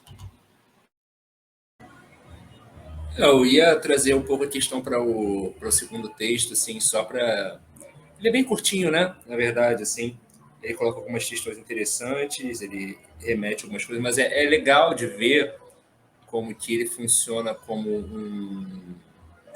Tá bom, ele teve esse projeto lá em 1958, e o que aconteceu depois disso, né? Ali em 1970 você vê que ele, de certa forma, conseguiu implementar, mas não exatamente do jeito que ele queria, né? Ele está respondendo ali aquela crítica do Stravinsky, mas ele também está, de certa forma, olha, eu consegui um pouco de estabilidade aqui, mas ainda é uma coisa limitada, né, em termos de composição musical. Ele não tem ainda toda a liberdade que ele achou que ele teria para ser um compositor. O Vanity Composer, que ele falou lá no primeiro texto, né, esse compositor meio que... Não tem uma tradução muito boa para isso, né, mas seria isso, assim, tipo... É legal de ver esse texto. Eu acho que o grande ponto dele, para mim, tá nisso, assim, de tipo... Beleza, ele fez o projeto, esse quase um manifesto aí do compositor na universidade. E o que aconteceu depois com isso? Qual era a postura dele com relação a isso, né? E, se não me engano, ele ainda teve mais uns 20 anos de vida depois, né? Eu acho que morreu... Não, se for de morreu bem pouco, não, né? Eu acho que faz uns 10 anos. Ele morreu com 90 e tantos anos. Bastante depois, né? Então, fica uma parada meio, tipo... Fica interessante, né? Tem esse gap ali de 12 anos entre o primeiro e o segundo texto, de ver como que ele ainda não está 100% satisfeito, né? Ele, de certa forma, conseguiu adentrar nesse espaço da universidade, mas ele ainda sente falta justamente desses outros recursos que permitiriam que ele fosse um compositor mais autônomo, né? E é interessante ele falar que justamente ele não gosta, pelo menos, de entrar nessa dinâmica de dar aula sobre a música dele, né? Apesar dele ser um cara em que a teoria e a prática composicional dele andam assim lado a lado, ele não é um cara que lecionava necessariamente sobre a música dele, né? Ele se dava o trabalho de talvez atender às demandas do currículo da universidade enquanto professor, né? Talvez não como pesquisador, mas enquanto professor ele aderia às demandas do currículo. Então, ainda era um lugar meio esquisito onde ele estava ali, mesmo nesse texto de 1970, ele está ali, está dentro do que ele queria, só que ainda não é exatamente 100% o que ele queria, né? E 50 anos depois, eu acho que a situação só se agravou nesse sentido. Né? Eu acho que o Babbitt ficaria assim abismado com pessoas como eu, por exemplo, que não sou nem um compositor, nem um músico prático, mas sou um musicólogo, né? E eu acho que por bons motivos, assim, claro que tem coisas da minha biografia, assim, mas eu acho que chegou no ponto que a especialização conseguiu até viabilizar, quer dizer, eu espero que viabilize, né, pela minha carreira, mas viabilizar a carreira de pessoas que não são músicos práticos ativos, até antes de entrar na universidade, porque a gente tem N exemplos de acadêmicos bons ou ruins que perderam contato com a música prática depois que conseguiram a cadeira, porque a cadeira é muito mais exigente hoje, né, por motivos sociopolíticos, do que era há 50 anos. Né? Você imagina que o Babbitt foi um dos primeiros alunos do Georgia Sessions, não, mas assim, ele era super jovem quando ele foi oferecido uma cadeira em Princeton, sabe? E ele conseguiu continuar compondo enquanto isso, e é uma coisa, sim, inimaginável. Ele não tinha doutorado, não existia doutorado na área dele, foi oferecido uma cadeira em Princeton. Assim, não tem nenhuma comparação. Hoje em dia, para você começar a sua carreira, você tem que fazer doutorado, e olhe lá. E você tem muitos casos de gente que não consegue começar a carreira depois do doutorado. É a coisa mais comum, né? E aí, quando você consegue uma cadeira finalmente, a carga de trabalho do mínimo ao que dizem, né? Massacrante. E não é de se surpreender, dado o estado do mercado de trabalho em geral, né? Comparado com o que era 50 anos. Então, eu acho que o Babbitt é uma reflexão bem atual, e o Babbitt estaria bem mais preocupado com a situação do compositor hoje do que ele estava na época dele. Indo para o segundo texto, né? Isso foi a gente indo para o segundo texto. Que foi... E é legal, já que a gente entrou, né? O segundo texto é uma coletânea, quer dizer, uma parte de uma coletânea de textos que músicos e acadêmicos fizeram em resposta a uma citação do Stravinsky, que falava que... será que eu quero fazer essa tradução simultânea? Eu não sei se eu quero, mas que falava basicamente que não era saudável para o compositor dar aula, porque não era a atividade de dar aula era excessivamente técnica e não criativa, e não era e esse não era um contraste assim produtivo ou saudável ao tempo de composição do compositor, né? Que o compositor e também o compositor tinha que estar de alguma forma sempre disponível a estar compondo, porque ele estava compondo a todo momento, mesmo que ele não soubesse disso, o que eu acho ou uma bobagem ou uma coisa que vale para qualquer atividade que você faz seriamente, né? Você está até no sentido cognitivo, assim, biológico, você está consolidando as informações daquilo que você fez de manhã, enquanto você faz outra coisa à tarde, né? Então, E o Babbitt, para voltar à parte que eu acho muito, que o Gui falou disso, né? A parte muito valiosa da crítica do Babbitt, da crítica positivista do Babbitt, que é que frequentemente os compositores não têm nada interessante, valioso a dizer sobre a própria música. Né? Eu acho essa citação do Stravinsky um ótimo exemplo. Né? É claro que eu sou suspeito, porque eu sou acadêmico da música. Oi? O Stravinsky é ótimo nisso. O Stravinsky é ótimo nisso. Faz um monte de música sensacional, aí abre a boca e você diz, nossa. O Stravinsky é conhecido. É uma pessoa emocionada, né? Ele vai lá, escreve bem, aí ele se emociona, ele vai lá, escreve bem música, aí ele se emociona e vai lá tentar escrever texto, né? Não li muito dele, posso estar errado, me critique, né? Sei lá. Senão vocês e outras pessoas com certeza têm muito a falar, mas sobre o segundo texto, eu não teria mais a falar. Eu acho que é o que o Ricardo colocou, que o que mais chama atenção é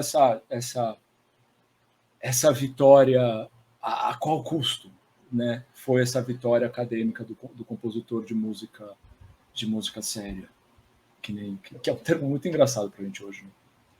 Eu acho que a gente tem que pensar também, e aí para a gente caminhar para o final também, o quanto isso foi uma vitória de fato, né? Porque, claro, para mim o problema principal ele é político e o Babbitt ele não toca nesse ponto, né? Mas eu acho que ele se impõe porque primeiro a gente tem um problema da relação neoliberal com a ideia de composição, né? A gente não leva 10 minutos para compor uma obra de 10 minutos, né? A gente não leva 30 minutos para compor uma obra de 30 minutos. A gente leva dias, semanas, meses, às vezes anos para compor uma peça de 30 minutos. E isso numa lógica neoliberal é insustentável. Ou você está sendo bancado, né? Ou não dá para você tentar ganhar um concurso com essa obra que você ficou 2 anos compondo para viver um ano com o dinheiro que você ganha do concurso, se é que dá para viver com 50 mil reais num ano, né? Então, assim, isso já é uma premiação razoável, né?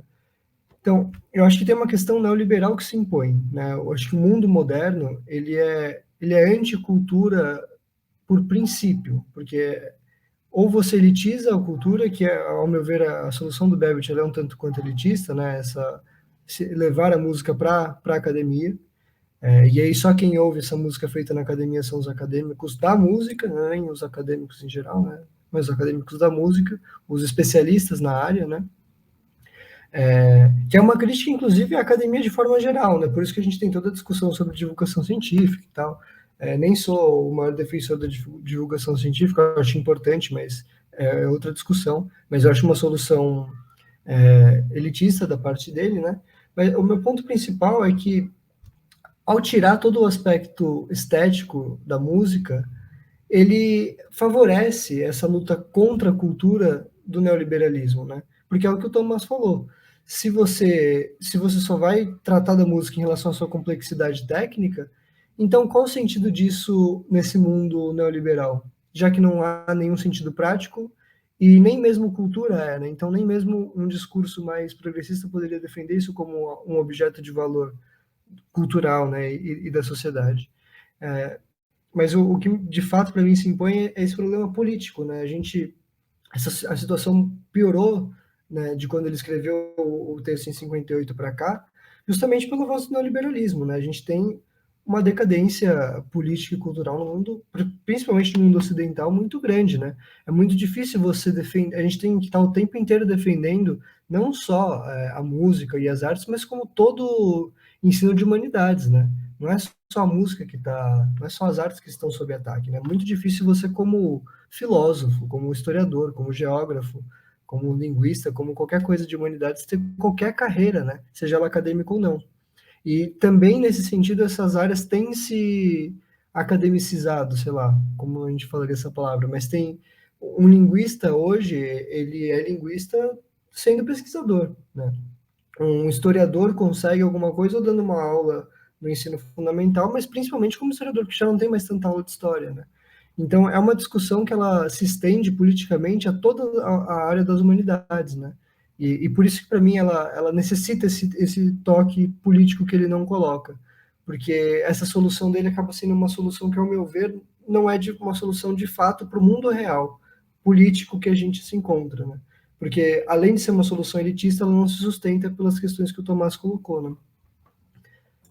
E acho que tem uma, e aí até colocaria numa outra dimensão, do ponto de vista propriamente estético, você tem meio que como é que é o termo em português? Uma retroalimentação, um feedback ali entre a questão desse isolamento na academia e no Babbitt isso é curioso, né? Porque as prerrogativas para o isolamento é a música ser puramente quantitativa, matemática, matematizável, né?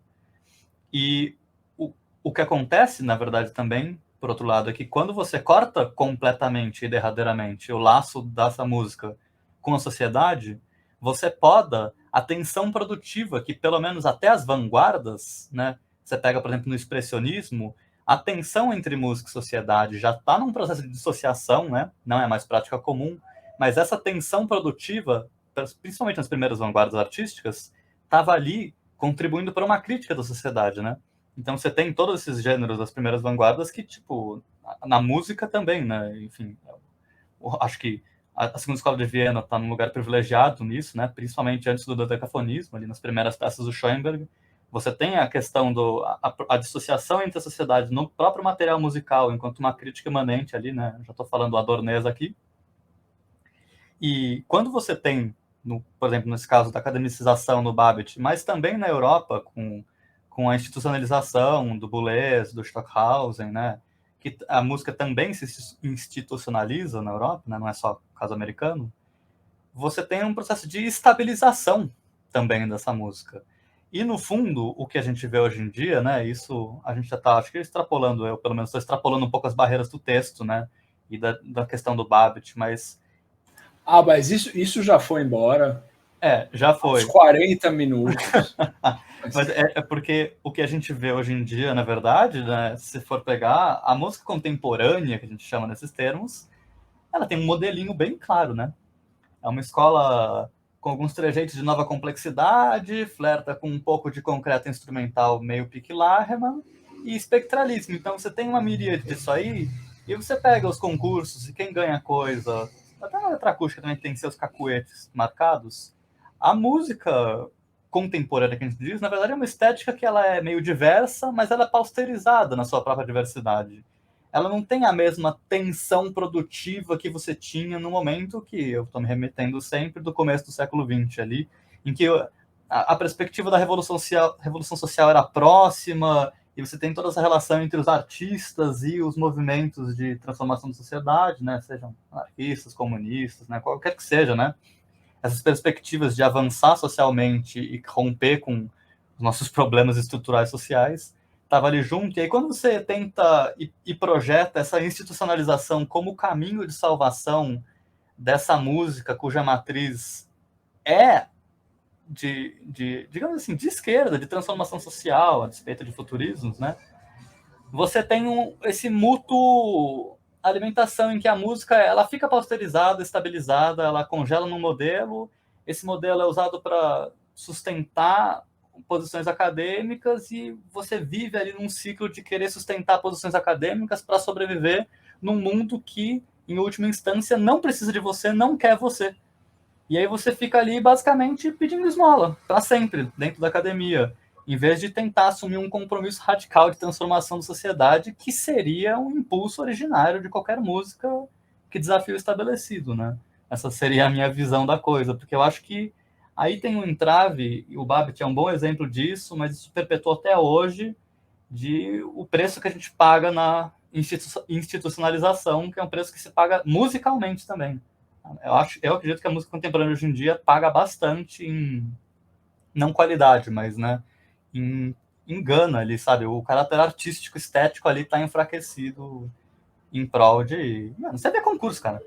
Tudo igual as peças, cara. Tudo igual. É sempre a mesma coisa. Espectralismozinho, é técnica estendida, fucking quintina de tercina.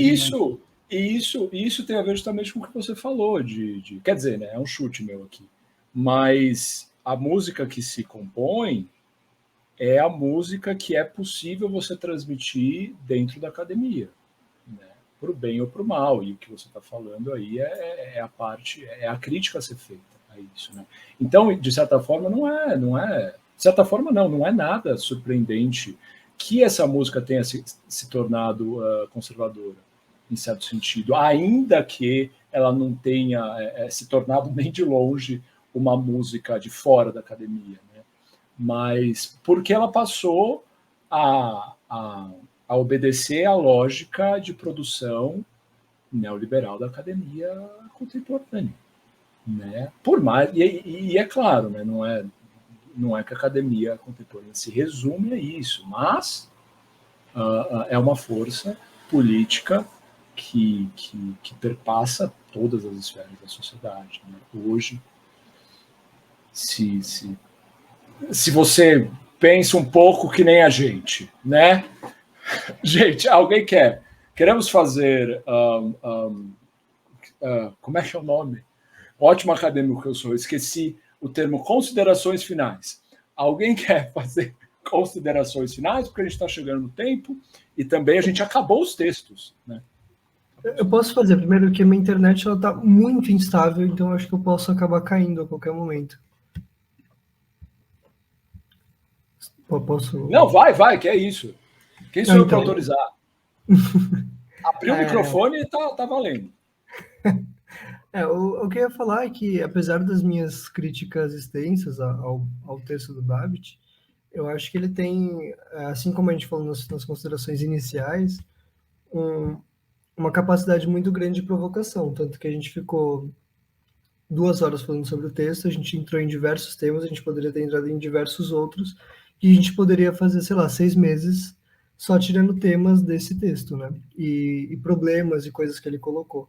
Então, por mais que eu tenha diversos problemas epistemológicos com o texto e até políticos, eu acho que a capacidade dele como escritor e a capacidade como retor também, de uma retórica tão provocativa que faça a gente pensar, é extremamente positiva.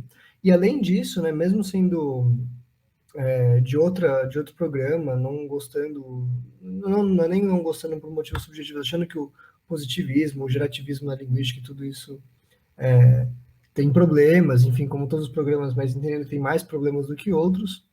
Acho que todo cientista minimamente maduro deveria defender a pluralidade de programas, né? Então, é imprescindível que eles também estejam escrevendo, discutindo e provocando uns aos outros para que a ciência continue, aí sim, evoluindo, né? Para que a gente continue cada vez mais tendo discussões mais com conteúdo, né? Eu acho muito interessante um escritor tão bom colocando coisas em um programa do qual eu não faço parte, não tenho muito apreço por, né? Porque você entra em contato já sendo provocado, né? Então, mesmo que você não queira pensar sobre aquilo, que você fala, esse cara é um positivista, eu não vou ler o texto dele, ou sei lá, quando você entra em contato com um texto de um programa que é oposto ao seu e você percebe isso muito rápido, você não vou ler, foda-se, não quero entrar em contato com esse programa. Isso me parece meio impossível com o Babbitt, né? Porque ele te provoca desde a primeira linha, né? Então, a partir da provocação primeira, você fala, não, peraí, eu vou ter que terminar de ler porque eu não posso deixar de responder isso daqui, né? Mesmo que seja para si mesmo. Então, acho que ele tem uma grande capacidade nesse sentido, fora que o texto também traz coisas relevantes do ponto de vista musical, né? A gente ficou mais nas polêmicas, acho que o que é o inevitável também, né, para todo texto provocativo, mas ele também tem sua relevância do ponto de vista musical também e teórico, né? Acho que essas são as minhas considerações assim mais gerais mesmo, né? Porque acho que a gente conseguiu aprofundar bem todos os pontos do texto. Legal, eu vou pegar carona para fazer coro também, dizer que eu acho que é um texto que é muito bem sucedido enquanto artigo jornalístico, né? Por mais que, concordando ou não, é claramente um acadêmico bem informado, assim, no sentido, dentro do programa dele, né? Escrevendo. E tem vários pontos lá, por exemplo, os 4 pontos da nova música, né, que precisariam ser mais bem desenvolvidos, mas Darcy tem que escrever um texto de 5 páginas, cara. Acho que foi brilhante o que ele conseguiu assim escolher como não só como provocação, mas como informação para passar para pessoas que às vezes nunca ouviram um Babbitt ou um Schoenberg, um Weber, enfim. E ele conseguiu colocar essas sementes de pontos que foram muito bem escolhidos e que eu espero que sejam mais bem desenvolvidos no texto dele, mais que de qualquer forma, nos outros textos dele, né? Mais independente dele, que provocam, né, para falar de novo, discussões relevantes sobre a música, ainda que possam estar além do que ele consideraria como escopo mais ou menos imediato desse texto. Nossa, se eu puder, antes, Ricardo, acho que, assim, também a gente tem que levar em conta, eu acho que, por exemplo, assim, o Felipe fez um excelente trabalho em trazer os aspectos positivos também, né, desse texto, de quais críticas que ele traz que, de fato, assim, independente do alinhamento epistemológico imediato, né, que eu também, como o Guilherme, eu tenho uma crítica bem forte ao programa do positivismo e essas próprias escolhas e a própria música do Babbitt, eu tenho, assim, bastante diferenças epistemológicas, digamos assim, trazer esses aspectos da crítica que ele oferecia também a essas noções mais desinformadas, mais leigas, essa discussão vaga sobre, não, música é música, sabe? E todos os aspectos interessantes do texto. E eu acho que, enfim, fica aberto também a porta, né, para a gente, caso assim, mais para frente, a gente pegue um outro texto mais, quem sabe, mais argumentativo do Babbitt, né, mais teórico duro, para a gente considerar, porque tem um valor muito grande também ler essas figuras nos anos 50, 60, né? Porque atualmente para a gente, por mais que, assim, sempre existiram alternativas ao positivismo lógico, né? Não é que anos 50, 60 só podia ser positivista, né? Mas nessa época, especificamente na música, quando você vai pegar o pensamento de compositores como o Boulez, principalmente, e o Babbitt, né? Tem um motivo pelo qual o positivismo ou o estruturalismo e esse tipo de pensamentos aparecem na obra deles e aparecem internamente na própria música, né? E isso tem um valor de estudo, e não é só uma questão, é uma questão de época, não, mas por que o Babbitt recorre a isso, com que fim e o que ele ganharia, né? E a proposta do Babbitt é interessante nesse sentido, né? No fundo, claro, a gente fez a grande crítica, mas eu sempre consideraria o Babbitt, por exemplo, um aliado no campo da discussão, por estar tentando defender a música contemporânea junto, né? Que é uma música que aparentemente sempre está ali na linha tênue, né, de sua destruição e precisando dessa defesa, né, no fundo. Então, acho que espero que a gente não tenha exagerado nas críticas a um camarada, mas ele também, como a gente falou, né, viveu 100 anos bem, então ele tá de boa, né? Pode ser um pouco criticado. Tinha ouvido absoluto, sabe? Tem ouvido absoluto, então acabou, não. Vida boa. Mas é isso, né? Eu ia comentar só que, apesar de tudo que ele falou, ele tem músicas que são bem legais de ouvir, mesmo para uma pessoa não tão capacitada quanto ele, assim, né? Vale a pena escutar as coisas, principalmente as que ele compôs perto desse ano de 1958 aí, né? Tem uma chamada All Set, que é para um jazz ensemble, assim, né? Reduzido. E ela soa muito bem. É bem legal, assim. Ela tem propostas de composição interessantes, mas ela também soa muito bem, assim. E ele mostra realmente que teve um contato maior, assim, com grupos de música popular, tocando coisas de jazz. E você sente um pouco isso. Ele tá preocupado com o que vai ser ouvido ali, entendeu? E vale muito a pena também conhecer não só os textos, as opiniões, né, mas a música do cara. Então, pessoas, esse foi o primeiro Quem Liga Se Você Escuta. Eu falei que eu ia errar o nome, mas consegui. Quem Liga Se Você Escuta. E no mês que vem, a gente ainda não assistiu o texto, mas a gente provavelmente vai falar alguma coisa relacionada a esse aí. Talvez um Adorno, talvez um Boulez, e talvez tem uma terceira opção que eu não estou lembrando agora, mas assim que a gente souber. Menezes. Ou talvez o Flo Menezes. Vai ser divertido. Vai ser divertido. Obrigado é importante dizer que, assim como o Babbitt, a gente também se importa se você escuta, né? Sim, a gente também se importa. Eu espero que a piada fique clara, né, para quem não conheceu o texto e vê o título do nosso podcast, né? Mas quem vê os episódios com certeza vai entender isso. A gente se importa se você escuta. Então é isso. Boa noite a todos. Boa noite, gente. Abraço.